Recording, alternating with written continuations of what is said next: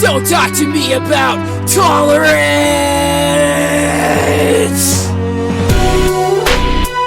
Sounding off like a flaming Molotov, a riot of words that can't be unheard, breaking through your wall, loathing undeterred. I see it unnerved when you look in my eyes and see that I see that I can see your lies. Getting good Christians that drop like flies when they cut their ties from the truth of Jesus who frees us, but they'd rather not believe us. So they'll leave us and try to stop and seize us, or offend and displease us, when we're the ones that show them real love from God, while they calling us frauds for supporting a real cause.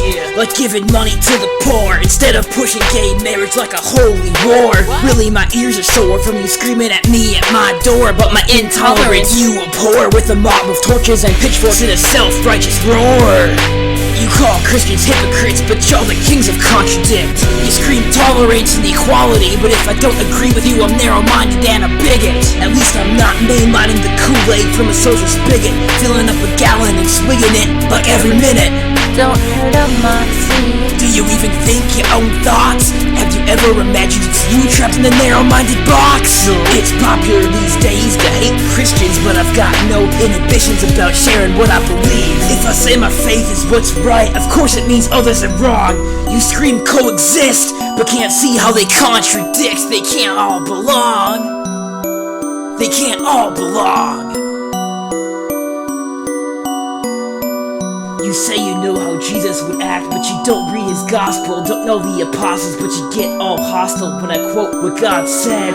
Y'all having tantrums and tears, losing your head while your face turns red. It's easy to take verses out of context when you don't understand what exegetical research is, or think the concept of historical context is too complex. You cover your ears in fear when we say the Bible is truth, and show the proof through history while we raise the roof.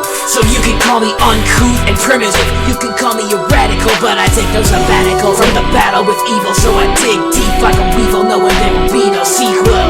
We're losing now, but we'll win the war. At Christ's second coming, earth will see him once more. But there's judgment in store for those who reject him. Blood will run like a flood, with bodies in the dirt and massive terror. It's no error. Revelation 8. I'm not trying to be a hater, but if you're too good for God now, it could be too bad for you later.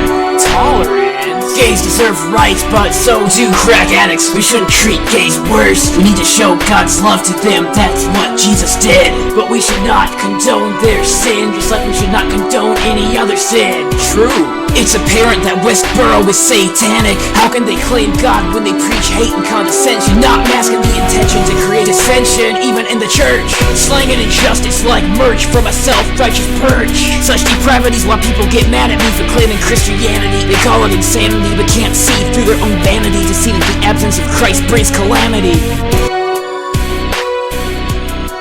Tolerance. Don't talk to me about tolerance.